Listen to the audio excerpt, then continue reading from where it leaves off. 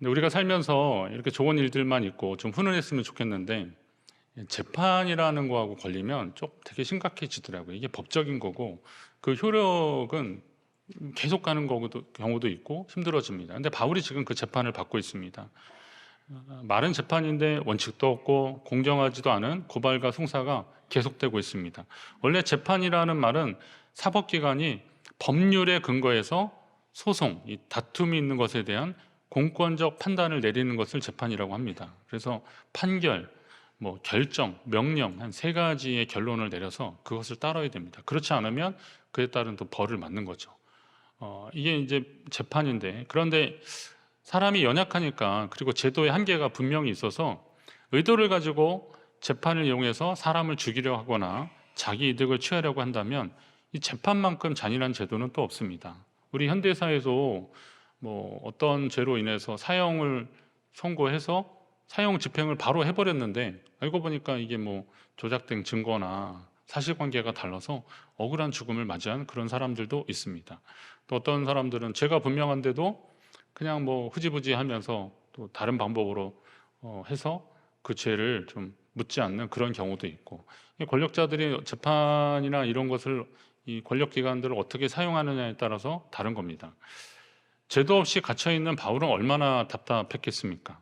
보통의 사람들은 이런 경우에 인내심을 잃게 마련인데 그냥 적당히 타협하고 재판장 격인 총독에게 좀 잘 보여서, 잘 말해서 어떻게든 풀려나고 싶었을 것입니다. 그러나 바울은 갇혀있는 시간이 길어질수록 주님께서 그에게 맡기신 사명을 다시 한번 확인했고 그것이 더 분명해졌습니다.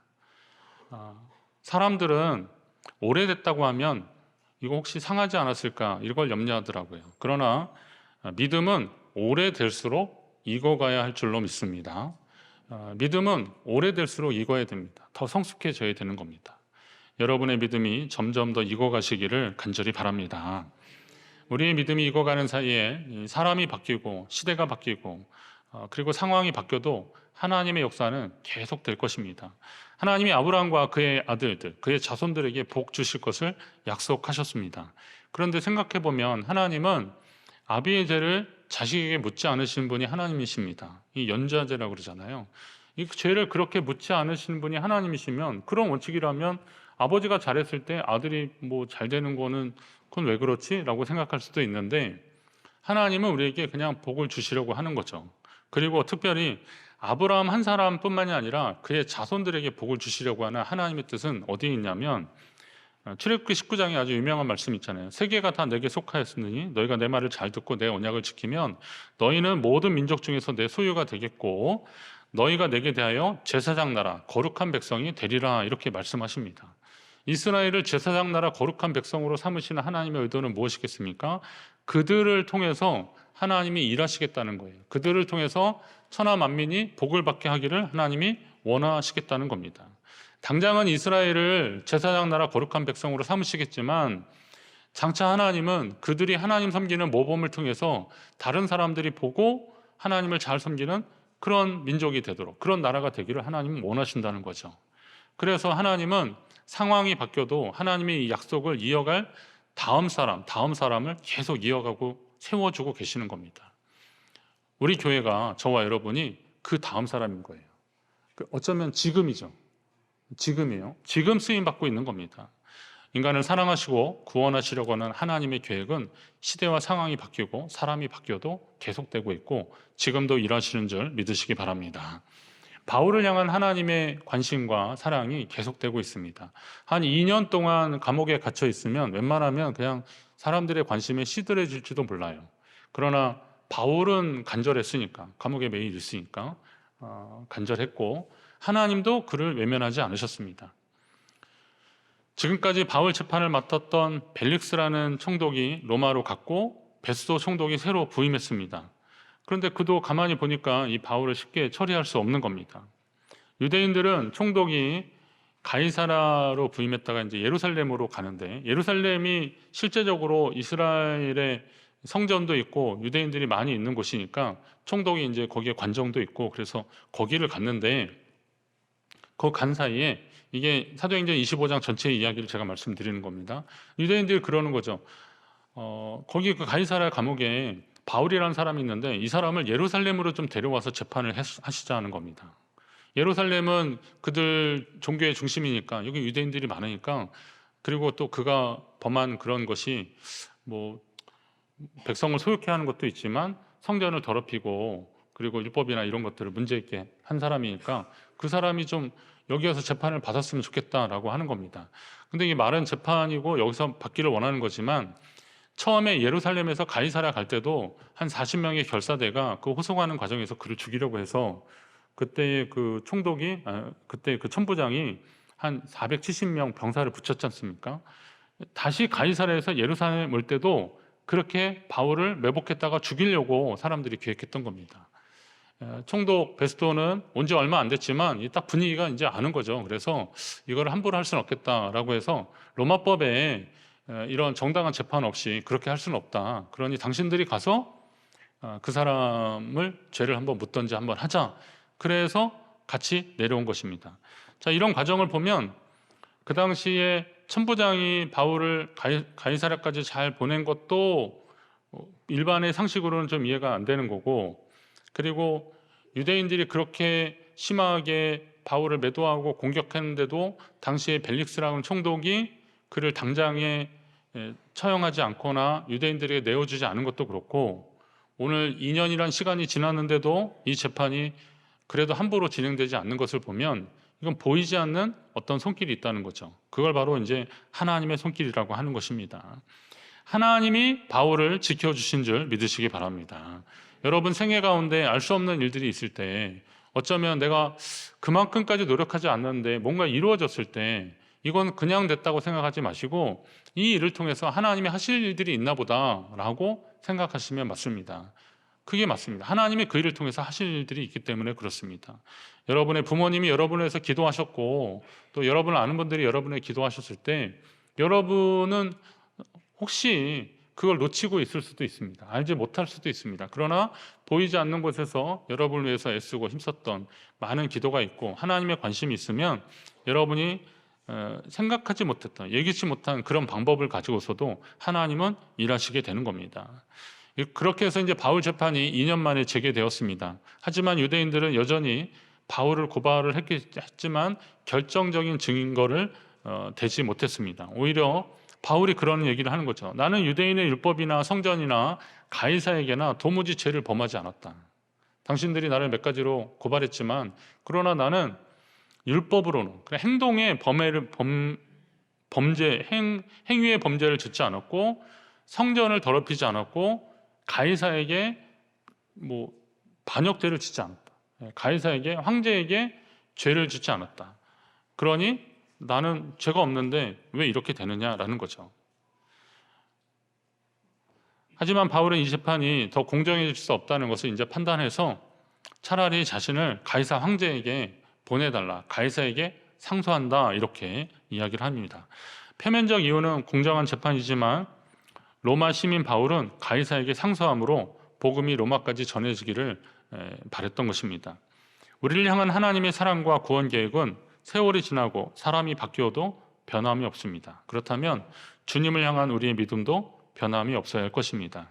바울은 그 힘든 시간을 지나면서 그의 믿음이 더 익어간 거죠. 그리고 그 알 수 없는 그런 시간이지만 이럴 때 하나님이 자기에게 주신 그 비전을 따라서 나를 가이사에게 보내달라고 요청을 하기 시작합니다. 그러니까 하나님을 의지하고 믿음으로 나아가는 사람들에게는 이런 담대함이 있는 것이죠. 세상의 이런저런 정황으로 기가 꺾이거나 포기하거나 낙심하지 않고 끝까지 하나님 주신 것을 붙잡으려고 하는 것입니다. 그런데 이때 아그리파 왕과 버니게가 새로운 총독 베스도를 문안하러 왔습니다. 여기서 아그리파라고 했지만 사실 아그리파는 헤롯 아그리파 2세입니다. 헤롯. 그러면 성경에 헤롯이 많이 나오잖아요. 헤롯 가문.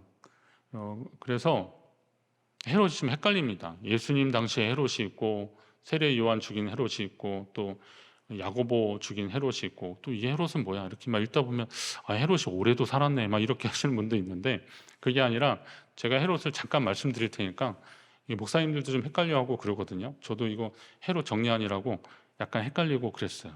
그래서 헤롯인지 모르겠습니다. 근데 이 원래 헤롯은 성입니다. 한 집안의 이름입니다. 그래서 이 사람들은 이 가문은 유다 남쪽에 그 유대 남쪽에 이두메라고 하는 에돔 그 사이에 이두메라는 지역이 있는데 여기에 토호 세력인데 유다가 이스라엘이 그 중간사에 보면 나중에 마카비 전쟁 하스몬 왕조가 이렇게 세워지는데 거기에서 또 그 집안 싸움이 막 일어나는데 그 틈을 이용해서 그쪽 지역을 장악하는데 로마가 그 정책상 그 피지배국의 자유권을 인정하는 가운데 그래서 왕을 이 헤롯 집안을 세우는 겁니다. 그러니까 이건 다윗 왕의 후손이 아니라 다윗 왕의 그 왕조 혈통을 따른 왕이 아니라 저쪽 이두메 지역의 사람이 와서 된 거기 때문에 이건 정통성이 좀 떨어지는 겁니다. 그럼에도 로마가 왕권을 자기들에게 줬으니까 이걸 지키려고 치열하게 애를 쓰고 있습니다. 헤롯 가문도 한번 잠깐 보여주실래요? 가계도가 있는데요. 저 노란 것이 이제 헤롯 집안의 사람들인데 이 사람들이 왕이라고 보시면 됩니다. 맨 위에 헤롯 안티파터 2세가 그 역할을 했던 사람인데 이 사람은 성경에 안 나오고 여기 헤롯 대왕이라는 이 사람이 예수님 태어날 당시에 죽이려고 했던 사람이고요. 그리고 이 헤롯 대왕이 죽은 다음에 나라가 좀 나뉘어집니다. 헤롯 아켈라오, 헤롯 안티바, 그리고 빌립 2세 이렇게 나뉘어지는데 헤롯 아켈라오는 예루살렘을 중심으로 한 유대 지역을 관할하게 됐고요. 그리고 헤롯 안티바는 갈릴리 쪽 이쪽을 관할합니다. 그리고 빌립 2세는 저쪽 골란고 더 위쪽을 관할하게 됩니다. 지금 이제 요르단 이스라엘 경계 사이지 않습니까? 거기에 관할하는데 문제는 저 아켈라오라는 사람이 유대 그 이쪽 지역을 관할하는데 이 사람이 폭군이에요. 사람도 막 죽이고 막 그러니까 이제 여기서 막 반란도 일어나고 그래서 로마가 이 사람을 갈아치웁니다. 그리고 여기는 총독이 관할하게 합니다. 그래서 예수님 돌아가실 때 그 빌라도 총독 이런 사람이 그래서 이제 파견이 된 사람인데 총독이 관여를 하게 됩니다. 그런데 그 사이에 헤롯 안티바라는 사람이 그 헤로디아하고 결혼하는데 이 헤로디아는 누구냐면 헤롯의 아들 아리스토블루스라고 하는 그 아들의 딸인데 여기 원래 헤로디아는 빌립 1세 말하자면 헤롯 안티바의 이복 형제인데 결혼했다가 하여튼 문제가 많았죠. 그러다 결국은 헤롯 안티바하고 결혼하는데 이거를 이제 세례 요한이 문제를 삼으니까 그를 가뒀다가 그 딸 살로메가 그 헤롯 안티바 생일날 이렇게 막 춤을 추서 나라의 반이라도 주겠다 그랬더니 이 딸내미가 세례 요한 목을 달라고 그래서 이렇게 쟁반에 담아오지 않습니까? 그 왕이 바로 저 왕입니다. 그렇게 연결이 된 겁니다. 그리고 이 살로메는 나중에 또 빌립 2세하고 또 결혼을 하고 막 그래요. 그런데 이때에 그 헤롯 아그리파 1세는 그 아버지가 헤롯 대왕 할아버지한테 죽임을 당해요. 그때 자기가 이 왕자가 불안하니까 의심하고 그래서 왕비고 뭐고 그냥 다 죽이고 그런 거 아들도 죽인 겁니다. 왕비가 지금 여기 있는 사람만 5이고 또 한 5명이 더 있고 그러니까 한 10명이니까 그 아들 낳고 막 그래서 별일들이 다 많아졌겠죠. 근데 그 헤롯 아그리파가 아버지가 죽으면서 로마로 가서 말은 피신인데 뭐 유학을 한 건데 피신을 해서 로마의 왕자들하고 친해지는데 그 왕자 중에 한 사람이 황제가 되는 거예요. 그래서 황제한테 이제 총애를 받아서 다시 유대 지역으로 내려와서 그곳의 왕으로서 인정을 받게 되는 겁니다. 그 사람이 헤롯 아그리파 1세인데 그렇게 해서 유대에 왔으니까 백성들은 아니 안 그래도 여기서 같이 자란 사람도 그런데 로마까지 갔다 오니까 그리고 또 그 뭐 헤롯 그 아켈레오가 또 폭정을 했고 그랬으니까 마음에 안 드는데 이 사람은 좀 약간 그렇잖아요. 그래서 반감도 있었는데 이걸 좀 바꿔보려고 그들의 마음에 드는 일을 하는데 그 중에 하나가 이제 야고보 사도를 죽이는 일들입니다.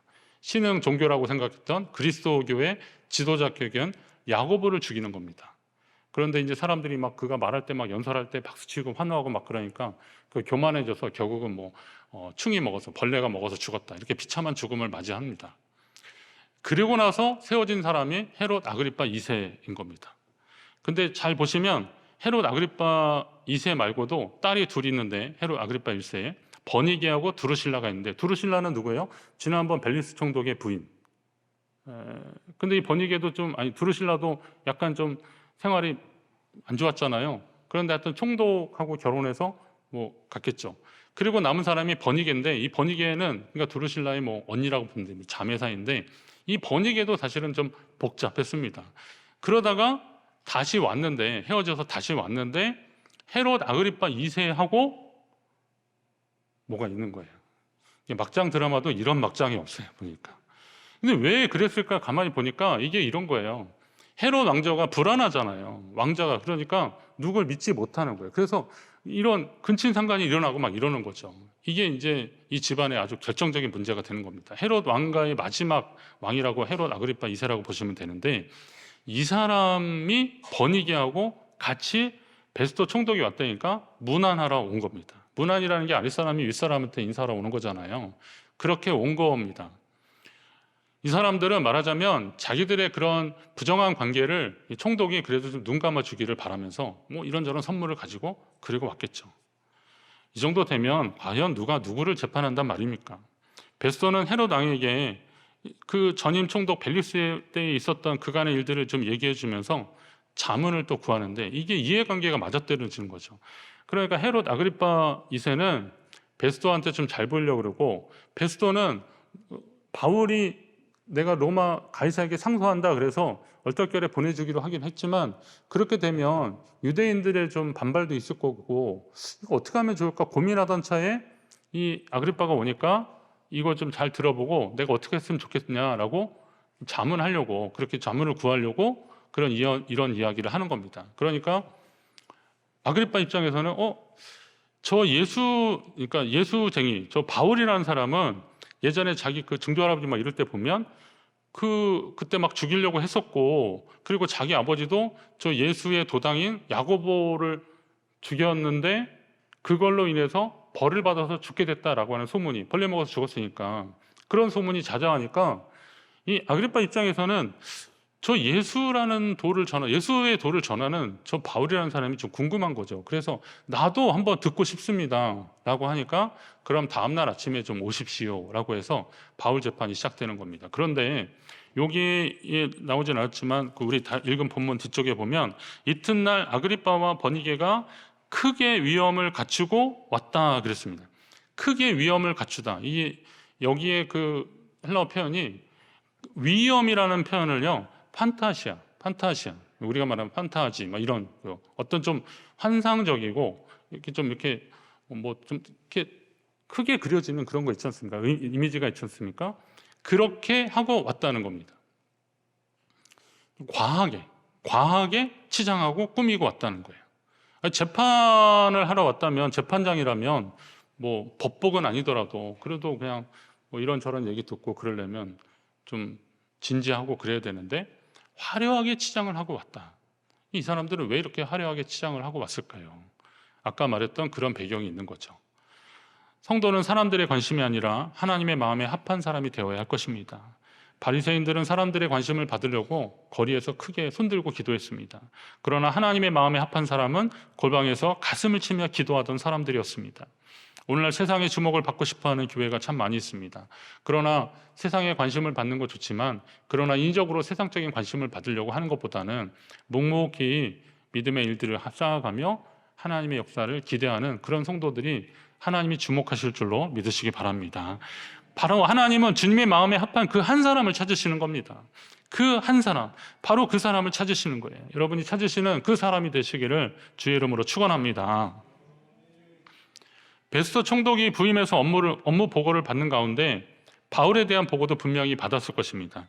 그런 가운데 유대인들이 바울을 예루살렘으로 보내서 재판을 받자고 하는데, 베스도가 가만히 생각해 보니까 그랬으면 좋겠는데 바울이 자꾸 다른 얘기를 하니까, 그래서 혹시나 하는 마음으로 물어보는 거죠. 혹시 너 예루살렘에 가서 이 사건에 대해서 신문을 좀 받으려느냐라고 묻습니다. 그러나 바울이 그러고 싶었겠습니까? 바울은 베스도의 꾀에 넘어가지 않습니다. 만일 내가 불의를 행하였으면, 무슨 죽을 죄를 지었으면 죽기를 사양하지 않을 것, 죽어 마땅하다라는 거예요. 그러나 만일 이 사람들이 나를 고발하는 것이 다 사실이 아니라면 아무도 나를 해칠 수 없다, 나를 내어줄 수 없다. 그러니 나를 가이사에게 상소하노라, 나를 황제 앞에 보내달라라고 이야기합니다. 로마 시민은 지방 행정관, 총독의 판결에 불복하거나 아니면 억울한 일이 있을 때 황제에게 상소할 권리가 있었습니다. 이거는 아주 권리로서 보장받는 것이었습니다.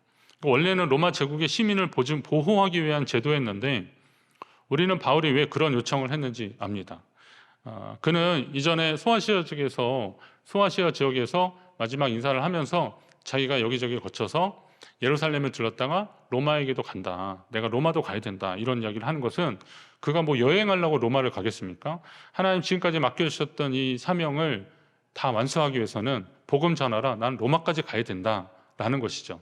그러니까 바울은 지금 이 재판을 이용해서 하나님이 그에게 주신 비전인 로마로 가는 것을 그는 기도하고 바랬던 것입니다. 이게 믿음의 용기인 겁니다. 어쩌면 로마 황제에게 복음을 전하려고 하는 바울의 결심, 하나님 주신 그 사명을 끝까지 놓치지 않고 하는 것입니다. 근데 한번 생각해 보면 로마 황제가 제국에 그 많은 사람들이 있는데 이 이스라엘이라고 하는 이 팔레스타인에서 오는 이 변방에서 오는 뭐 말은 로마 시민권이지만 이 사람은 원래 그 속한 것은 계통으로 보면 유대인인데 이태리 로마에 살고 있는 귀족들 만나기도 바쁜 황제가 뭐 굳이 뭐 이 변방에서 온 이 바울을 만나 주려고나 하겠습니까? 바울 입장에도 뭐 나 같은 사람 만나시겠나라고 하겠지만 그래도 이게 하나님이 나에게 주신 비전이니까 그는 그 꿈이 하나님 안에서 이루어질 것을 믿고 총독에게 지금 보내달라고 상소를 하고 있는 거죠. 이게 하나님이 하시는 방법이더라고요. 우리는 내가 안 된다고 할 것이 아니라 하나님이 우리에게 주신 약속이 있으면 그 약속을 믿고 의지하며 주님 앞에 나아가시기를 간절히 바랍니다. 그게 용기입니다. 그게 믿음의 용기인 거죠. 하나님이 여러분에게 주신 그 꿈을 그리고 비전을, 사명을 여러분에게 그 일을 맡기심으로 인해서 하나님이 하시려고 하는 그 뜻을 우리는 이루어 나가야 하는 것입니다. 포기하지 말아야 하는 것입니다. 시간이 흐르고 사람이 바뀌어도 우리를 사랑하시고 구원하시려고 하는 하나님의 아버지의 마음은 영원합니다. 오늘 여러분이 눈물을 흘리며 복음의 씨앗을 뿌렸을 때 혹시 그 열매를 먹지 못할 수도 있습니다. 여러분이 그 열매를 보지 못할 수도 있습니다. 그러나 영원하신 하나님은 주님의 뜻 안에서 그 열매를 맺게 하시는 거죠. 그리고 누군가 그 열매를 누리게 하신다는 겁니다. 우리 교회가 90년 전에 교회를 설립을 할 때 그때 계셨던 분 중에 여기 앉아 계신 분이 누가 계시겠습니까?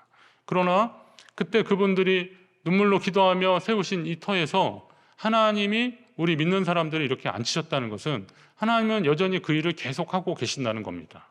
그러면 오늘 우리가 세상에서 사람들의 관심의 중심에 서려고 하기보다는 하나님이 주목하시는 사람으로 여전히 주의 일들을 해야 된다는 것입니다. 이 아그리빠나 버니게나 이런 사람들은 자기의 그 불의한 일들 때문에, 그 부정한 일들 때문에 이거를 커버하려고 그냥 몸에 치장이란 치장을 크게 하고 그리고 사람들 앞에 나타나는 거죠. 그러나 하나님이 찾으시는 그 한 사람은 그런 과도한 치장보다는 하나님 앞에 겸손한 마음을 가지고 왔을 것입니다. 여러분 지금 몇 시예요? 저 시계 보지 마시고 12시 지났으니까. 여러분 인생의 시계가 몇 시인가 한번 보십시오. 이제 화장실 갔다 와서 물 한 잔 마시고 주무실 시간이 없어요. 이제 여러분의 인생에는 그런 시간이 이제 없어요. 지금 시간이 몇 시인데 아직도 다음에 하면 되지 이렇게 생각하십니까? 주님 오실 때가 얼마 안 남았는데. 그러면 하나님이 여러분에게 맡겨주신 그 일을 하기 위해서 불필요한 거 하지 마시고 하나님께 좀 집중하십시오. 그리고 하나님께 믿음으로 나아가십시오. 혹시 내가 그 열매를 못 먹을 수도 있습니다. 그러나 하나님이 하실 것을 기대하면서 기도하는 거죠. 오늘 가이사에게 말한 것이지만 가이사에게 보내달라고 베스도 총독에게 말한 것이지만 아마 바울이 그렇게 기도했을 것입니다. 하나님, 제게 이전에 약속하셨던 그 약속의 말씀이 이루어지길 원합니다. 주님, 나를 가이사에게 보내주소서, 나를 로마에 보내주소서 라고 바울은 기도했을 것입니다. 오늘 우리도 기도해야 됩니다. 주님, 나를 보내주소서. 주님이 일하시는 그곳에 나를 보내주소서. 저와 여러분, 우리 교회의 기도가 바로 그 기도 되기를 간절히 바랍니다.